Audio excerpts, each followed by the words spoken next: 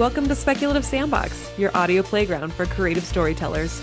I'm Vickie Lan. In each episode, I and a guest will unpack a fictional trope with an eye for world building, character development, or narrative structures. If you like what you hear, please consider leaving a review on Apple Podcasts. You can also join the conversation on Instagram or TikTok. When the real world just doesn't cut it, let's get lost in a fictional one. Okay, Wendy, if you could turn any classical fiction novel into a spicy book, which would it be? Oh my gosh, no wonder you didn't tell me the icebreaker in advance. This is hard. So that's unfair because my favorite classical literature is Great Expectations, and I feel like that already is like historical spice.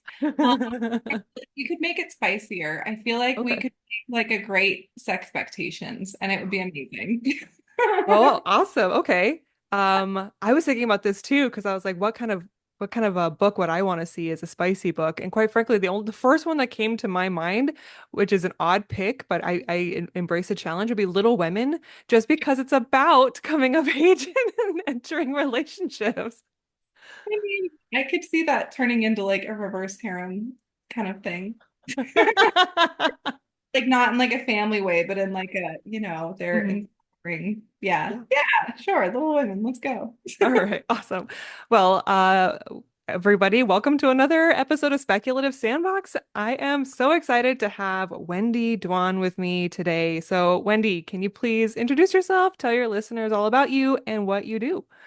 Nor, thank you so much for having me on your podcast, by the way. I am honored to be here. So I am an EMDR therapist. I have a background in community health, working with the chronically homeless. I have a background working in residential treatment centers. But for the last few years, I've been in a group private practice, and I primarily work with trauma, among many other conditions. Personally, I read a ridiculous amount of spicy novels. And I'm really excited to tie that into my professional expertise. And then fun facts about me, I do a lot of yoga. I have really cute babies, really cute dogs, and I love cats. Amazing, amazing. And I feel like for those that are watching this on either YouTube or Spotify, we kind of planned how we were going to look today. And I naturally, when I thought of spicy books, I went for a romantic sunset, soft, and you are nice and dramatic and the choker and everything. So do you think this reflects our preferences in romance? I think it does. I think it does. I like that we're both wearing sweaters. That's like comfortable reading attire, right? But like my black on black with the red nails and the choker, I definitely am more of a dark romance kind of gal. So Mhm. it is Okay. fitting. Yes. All right. So, trigger warnings. Let's talk trigger warnings. So, just like spicy books, what should people be forewarned about this podcast episode? Oh boy. First of all, I love a book with a good trigger warning page. That's like a I'm in if I see that. There's a lot of things that could get brought up. So bad words, first of all, sexual content, um, concerns about addiction, consent, assault, trauma. Um, some probably some weird tropes you haven't heard of before, things like shifters. I don't know. It depends how deep you consider a trigger to be. Maybe violence. I don't know. Yeah, there's those are kind of the potential warnings I could think of off the top of my head. I'm more or less kind of curious to see how it is when we start saying some raw sexual words just out loud. That'll be first on this podcast.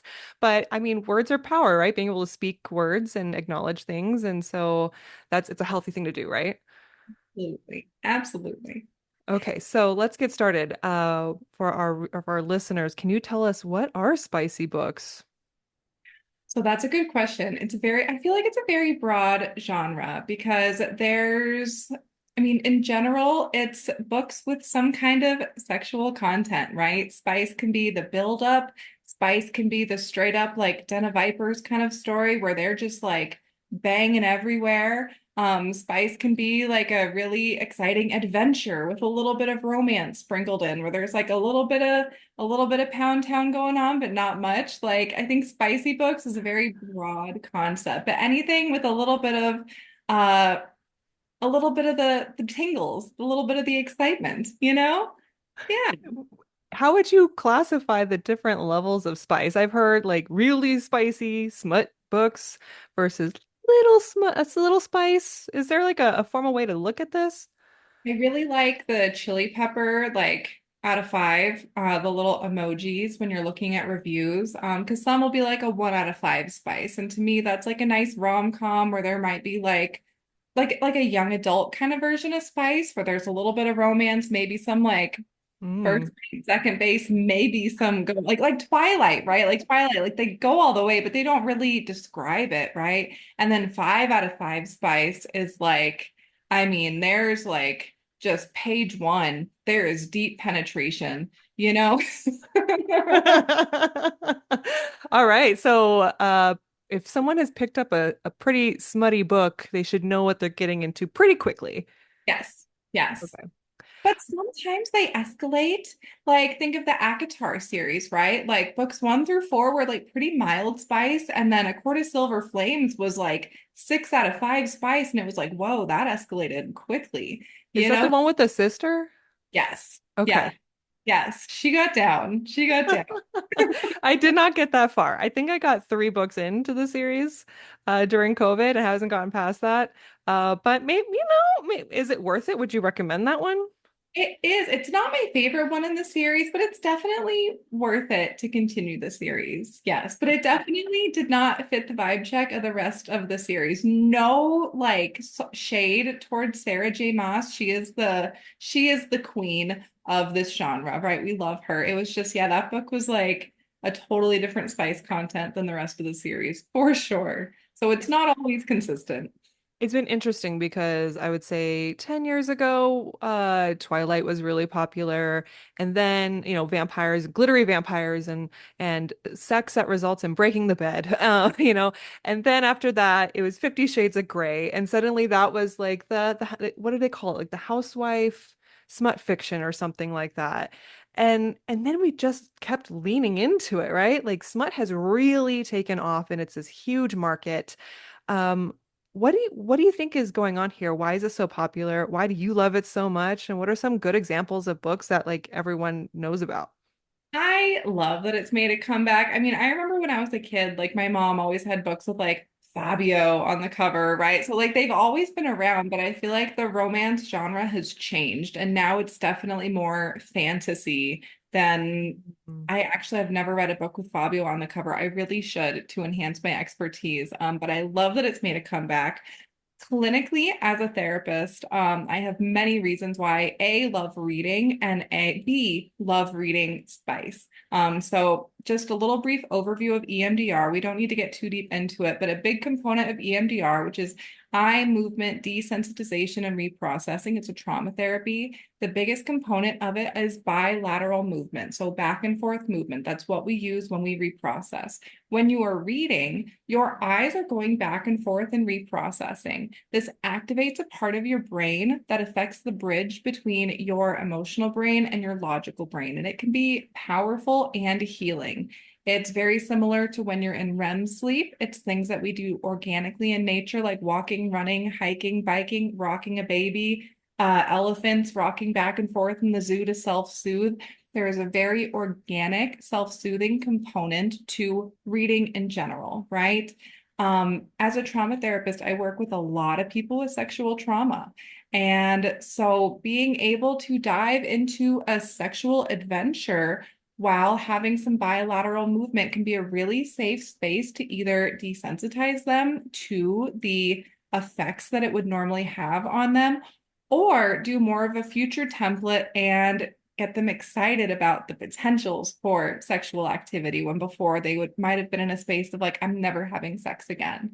And then for me personally, I just had 2 kids back to back. And so getting into smut really helped me reconnect with my sexual side and feel sexy again. So there's just a lot of benefits clinically, therapeutically, personally. At this point, I might be reading too much. I'm trying to watch more TV.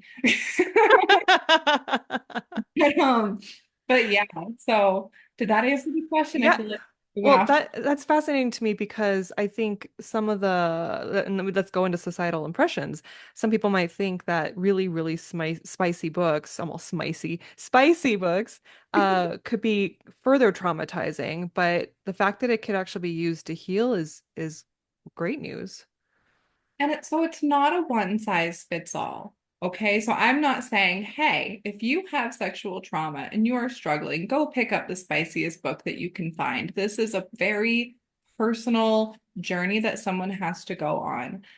It's not for everyone, just like every genre isn't for everyone. But with my clients, I do recommend to most of them to read smut, but they are in active therapy, they're reprocessing, they're in a healing stage. And so they have support throughout the process, right? People don't necessarily have to do therapy or EMDR to heal from trauma. A lot of people heal organically over time. But that's what a good thing about trigger warnings is and content Yeah. warnings. If you're looking at that page and you're feeling activated, maybe start with a lower spice level, because we don't want to flood yourself with those feelings if you're not in a supportive space. Okay. That's really great advice. Thank you for sharing that with us and with me and our listeners. Okay, moving on to societal impressions. One debate I tend to see a lot is whether or not spicy or smut fiction qualifies as literature. What do you think of this argument? I mean, that's just a hard yes. I mean, some of these authors are literary geniuses. Hmm. I mean, okay, so there are some, like if you're on Kindle Unlimited, you'll see some like really short stories with some bizarre content that I mean, it's all literature. It really is. Literature is in the eye of the beholder, whether Hmm. it's spicy, whether it's just bizarre sexual content, it's all literature, right? It just Hmm. depends on how much depth it has. Well, and also thinking like who is the one that is primarily consuming this type of content and to then put it in the discussion of whether or not it qualifies as literature feels inherently sexist. Yeah, yeah, I Okay. agree. Okay. All right. So then moving on to more societal impressions, I've been seeing a movement of anti-smut sentiments online, weighing high spice against cleaner romance, implying that spicy is bad while clean is pure. What are your thoughts on that? Well, I try to avoid black and white thinking. This is good. This is bad. I mean, there's a lot of gray, 50 shades of gray in the middle, right? No, I really feel like if it's not for you, it's not for you, and that's fine, but don't discount the benefits that it could have for other people that enjoy it. Hmm. I'm not a nonfiction reader, maybe because I did so much schooling and I had to read so much nonfiction to get my brain where it is today. I don't really read nonfiction for fun, but I totally respect other people that do. That doesn't mean that it's bad, you know, it's just not where I'm at this stage of my life right now. I love a good fantasy. I love a good romance. I love a good slow burn. You know, that's just, I don't Hmm. think there's any good or bad. If it's not for you, that's fine. But there are a lot of benefits to those of us that enjoy it. Before I move on to some therapy specific questions, I'm curious, what are some of the most standout, interesting things that you've read? Uh, like the things that I've read that are kind of like off the wall. Yeah, that you would like maybe the average listener might not think is out there.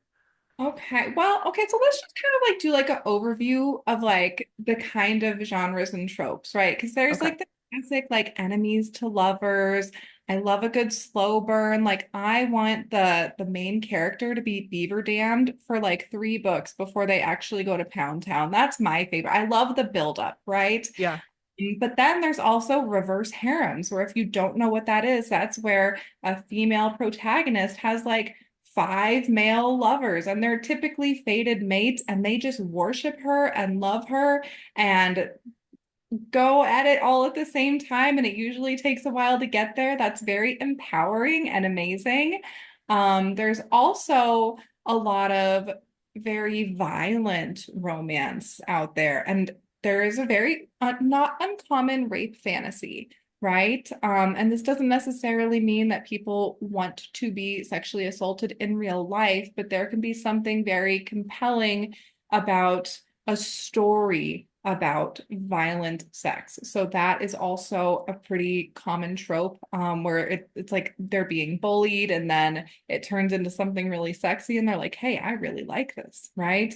And then there's a whole trope with inanimate objects. I happened upon one recently. It was hilarious. It was so funny. Oh my gosh. I do not remember the name of the author. I'll have to get back to you. But there was like a Furby that transformed into a giant sex toy in the middle of the night, and a rake that was a guy that was like cursed by witches and turned into a rake, and the girl had sex with the rake and they fell in love and it broke his curse and they lived happily ever after. I mean, there's just like, if you can imagine it, it's out there, right? And there's so many more that I haven't even covered. Shifter romance is a big one. There's some weird lines in there, like if they're like in their shifted form and the person's in human form, there's like nodding. I'm not into that, but like if you're into that, like cool. There's memes about that, right? Where like one day you're just reading ACOTAR and then the next day you know what nodding is. And it's like, well, I don't know what that is, but do I want to know what that is? it's I don't know how to explain it. It's like no, we should pass. Okay, okay, people Google that. Okay. It's your responsibility to okay. All right. So then I feel what's so enlightening and kind of exposing about the human condition in reading these kinds of books. I feel like society's always trying to define our sexual rules, whether it's like religious rules or just cultures and customs. Um, what role does smut fiction play in kind of revealing who we are as humans? That's a great question. And I don't really think it's like a very like one-to-one correlation, right? Like I'm in a monogamous relationship and I love my husband and have no desire to add extra partners to our relationship, but I love a good reverse harem story, right? But I don't think it's necessarily about having multiple partners for me. It's about being worshipped by all these men and these men not having jealousy and like sharing is caring, right? And for some people, I mean, there's definitely some very adventurous sex scenes where it's like, hey, I would love to try this with my partner. Or maybe there's like a lesbian scene in a book and someone's like, ooh, I'm down to try that, you know? So it could definitely expand someone's horizons, but I do think a lot of it is more symbolic, and more just entertainment. Yeah. So, okay. So then when there are attempts to ban these kinds of books, do you think that's like how do you think that affects us as a society? I mean, rude. Who's trying to ban these books? Like, this is America, freedom of speech. I mean, they're out there trying to ban like legit like literature, and that's like a whole other thing, right? But it's like freedom of choice, you know? Like, if you want Mhm. to read it, read it. If you don't, don't. Like, you know? Yeah. Okay, so then as a therapist, and you kind of dived into this, but I'm going to read this question anyway. As a therapist, I imagine you hear a lot about sex. What are some truths you can share about sexual health in relation to what we see? So fantasies versus actual sex desires, consent, the like. Okay, no, that's a good question. So, real humans obviously know details. One human I work with, a significant lifetime of sexual trauma, recently got into smut. This kind of individual was like, I'm never having sex again. They were just like, I'm going to be asexual for the rest of my life. But then getting into spicy fiction, really opened up a part of their brain that was really healing for them, where they were like, wow, this is exciting. I'm tapping into my sexuality. I wish that I would have explored this sooner. And it's activating healthy parts of their brain for them. Other individuals I've worked with, similar to my journey, being very postpartum, right? Feeling very uncomfortable in their own body, reading these books can really activate that part of your brain and part of your body where you're releasing those exciting hormones and feeling sexual, feeling sexy again. Also, it can be like exposure therapy for some if they have had a violent past, to slowly work their way into literature where there is some violence. That's not ideal for a lot of people, and some people with violent sexual trauma are not going to read violent sexual smut, and that is perfectly fine. But some of them are like, I want to get desensitized to this, and I want to dip my toe into the water and read it as a safe observer, and that can be healing for them as well. In some cases, I've seen people debate or try to call out certain types of books and say that the events in such books are irresponsible, that they shouldn't be doing that. Shame on them. What's your thoughts on that?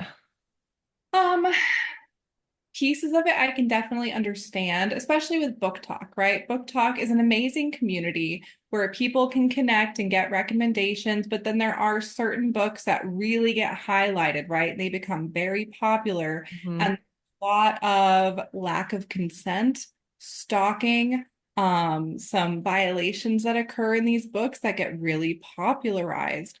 So I do see it being possible that people can get the wrong idea and be like, oh, this is what people want. Right. But that's why it's always important to have that conversation about consent. One thing I do see more often than anything else, I feel like those kind of books are more of the outlier. In the majority of books I read, the person who's about to be penetrated, like they're like nodding their head in consent, and the person's like, I need to hear you say yes. And I'm like, yes, I love this. Like, it's not implied consent. They are giving verbal consent. And I feel like more books than not are really encouraging that kind of concept. But yes, I do see some books that can be especially inappropriate for kids. Oh, Mhm. that's like my biggest thing. I feel like there's people letting their children read books that are not appropriate for children. Um, so so yes and no. Yeah, I think there's a movie that's currently coming out. Oh, Wicked. Wicked's coming out. The musical, or yes, the musical based off of the book that was turned to a Broadway play that is now a movie. Okay, there was a book that is based off of, and apparently I haven't actually read it, but I'm told that it's got a lot of scenes. It's got some it's pretty horny. That's according to the TikTokers. Horny book. But they're like, imagine the influx of parents buying their kids the Wicked book because it's a movie right now and the exposure you get. But yeah, I mean, I remember when I was 8 years old, I grabbed a random book off of the grocery store, book section as a romance book, and my mom just bought it without really thinking. I didn't think anything of it. It read like it was a suspense novel, and then I read it in the first chapter. It was very suggestive, right? So I guess at some point you can't help but stumble upon it, but there's a degree of care that you should at least apply as a parent to the types of books that are available.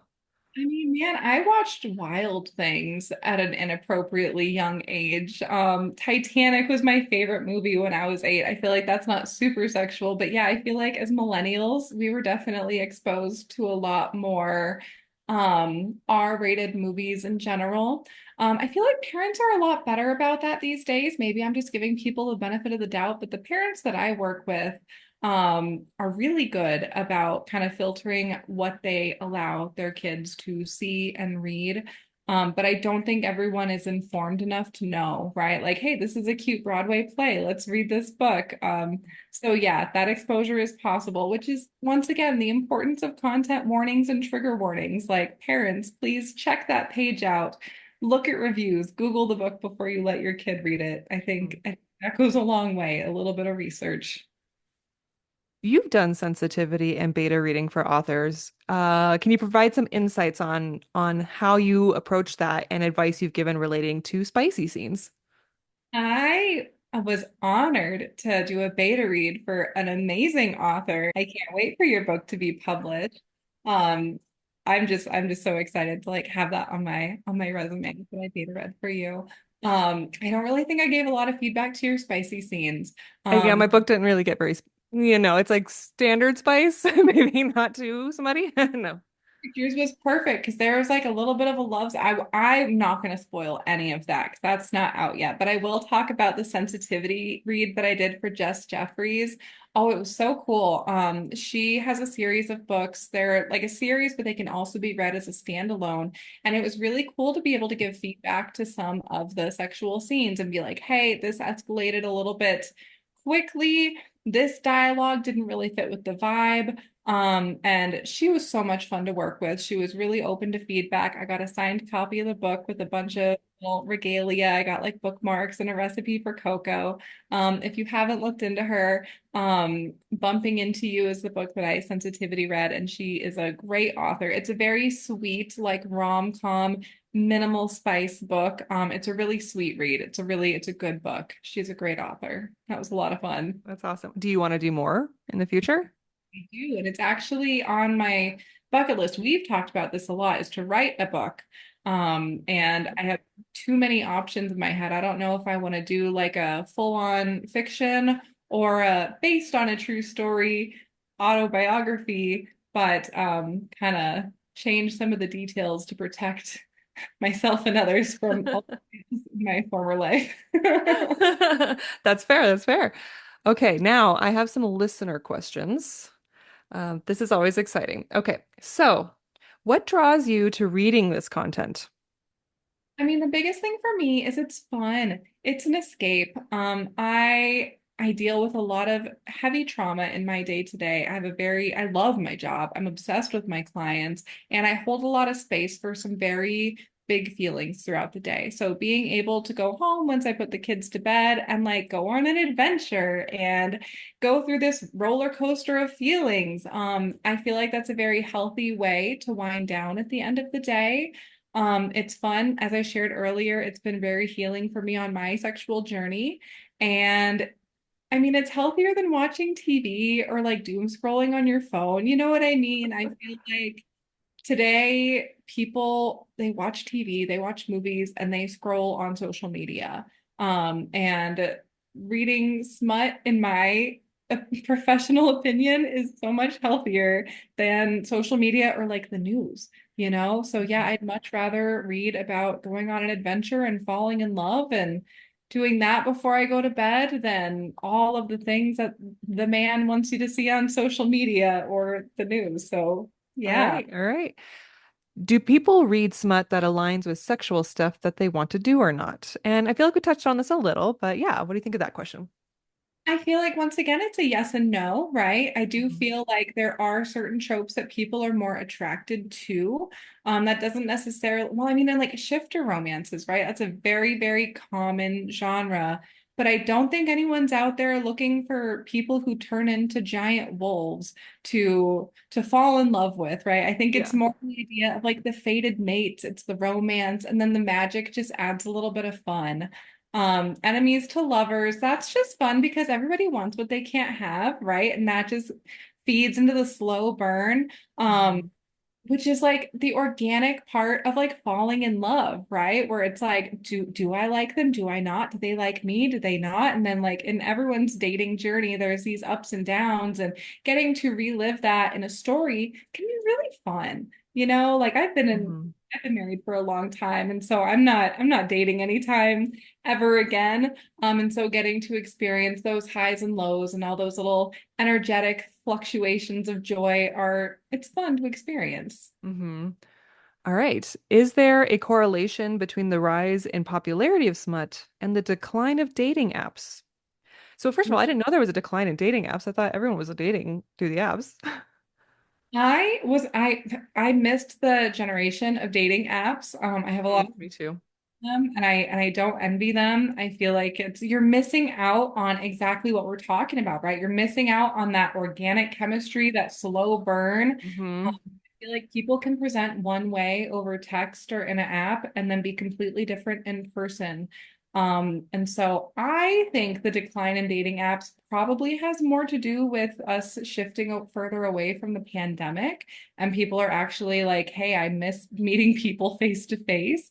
Hmm. I can see a correlation with smut, right? Because if you're reading these like true romance adventures, I I find it hard to believe that you're going to find the same kind of excitement and adventure on a dating app than you would like meeting someone in the real world. That's such a great observation and something. So I also missed the era of the dating apps.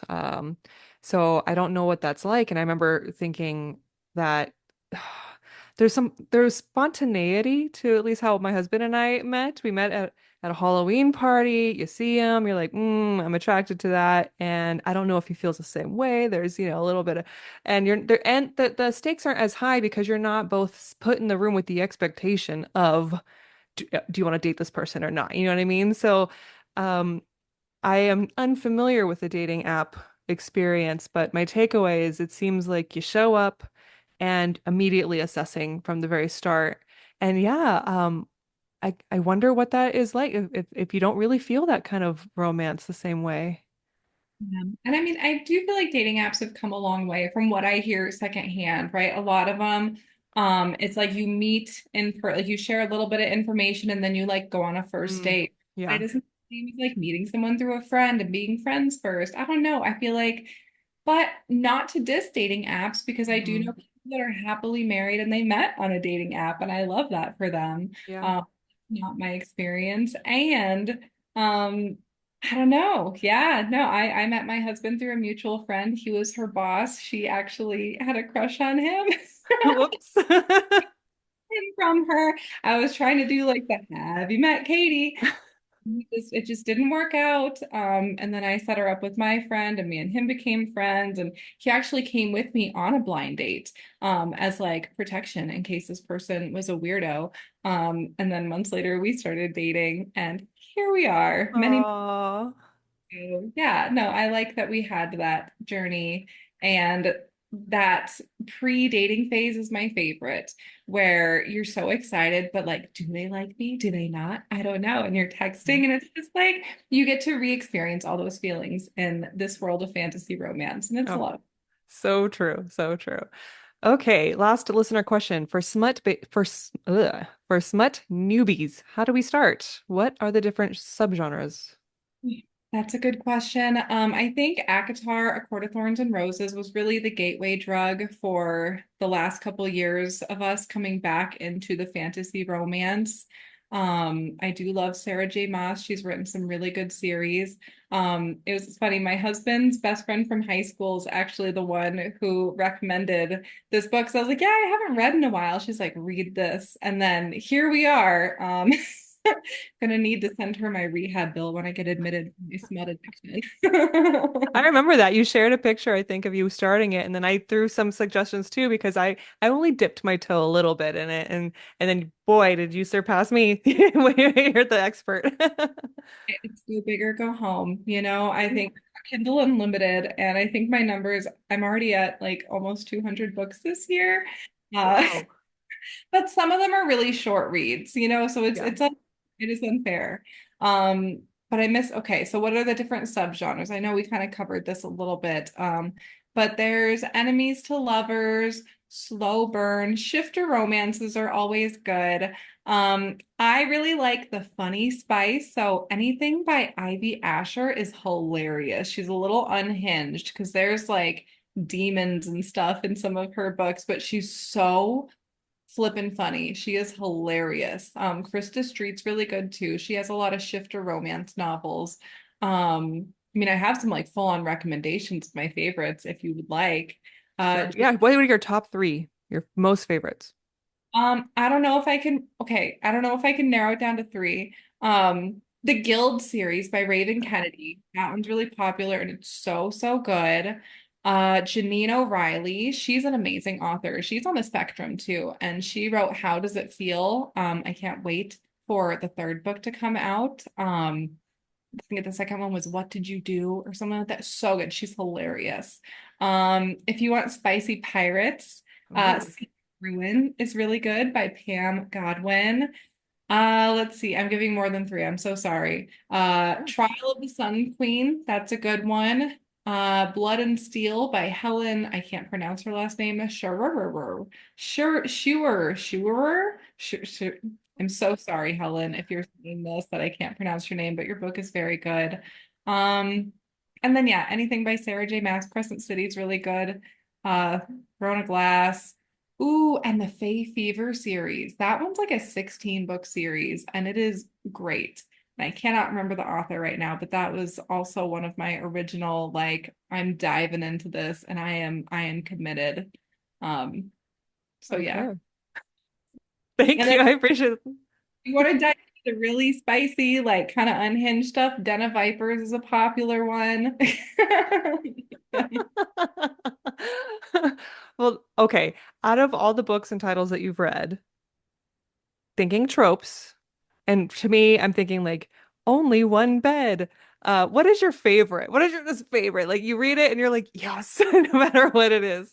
That is my favorite. They're walking up to an inn and there's only one bed. I do love that. I do love that so much. Um, oh my gosh, this is tough. Really, I can't narrow it down to like a very specific thing, but I want it to last. I like a slow burn. I really Hmm. feel like my coworkers give me a lot of shit for like reading all these spicy books, but really like my favorite books, they don't even bang until book three. Wow, that's commitment.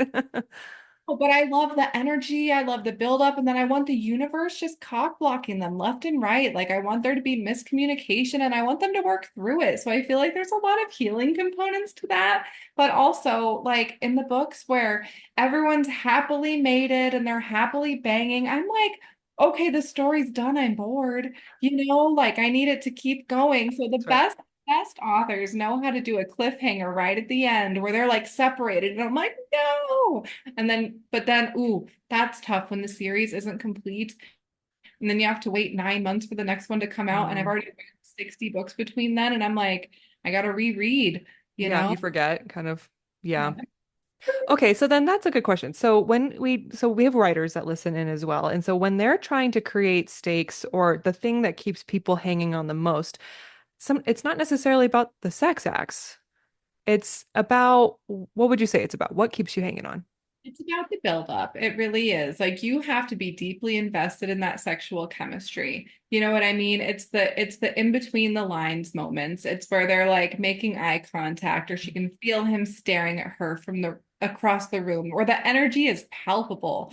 Like you want Mhm. to book, you're getting the fanny flutters where you were excited by this and it's not just like a wham bam thank you ma'am. Like it really has to be like a genuine oh my gosh, what was that? Yeah, I think it was the Helen Schurer book, Blood and Steel. She did such a good job because they couldn't bang for various reasons. So they had all of these other things they were trying with like his shadows or whatever. And it was so sexy. But we want that sexual tension to build and build and build. And yeah, that's the biggest thing. You want the readers to be really invested in not just their romance, but their sexual chemistry. Fantastic. Wendy, before we close out, do you have anything else you'd like to add that we didn't touch on? Oh my goodness. I don't know. I think if you haven't read in a while, it's worth a shot. I work with a lot of people with depression. I think since the pandemic, a lot of people have experienced depression, and a piece of that can look like having trouble getting out of bed, bad hygiene, rotting, doom scrolling, right? And if you want a way to get outside of your head and motivate yourself, reading can be a really good start. It can help with so many different diagnoses and so many different conditions. It can help with social anxiety. It can help you connect to different communities. Like, I really just want to reiterate, even if you're not reading like spicy romance, but like pick up a book. It is fun. If you're not super into reading, if it's hard for you to read, there's so many Audible books now. Like audiobooks are a thing. My best friend, her budget and I have a fun back and forth because I'm like a reader and she's an audiobook reader and we read the same things, but it's like it's different, but it's the same. Yeah.